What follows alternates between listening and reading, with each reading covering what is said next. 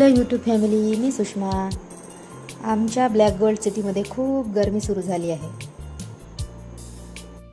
मग एवढ्या उन्हामध्ये थंड खायला कसं बाहेर जाणार, म्हणून मग आम्ही लस्सी बनवायचं ठरवलं। मग त्यासाठी आपल्याला घरचं बनवलेलं दही लागेल, मार्केटचं असले तरी चालेल। एका मिक्सरच्या भांड्यामध्ये दही काढून घ्या, त्यात बारीक केलेली साखर आणि विलायची टाकून घ्या आणि एकदा मिक्सरला लावून घ्या।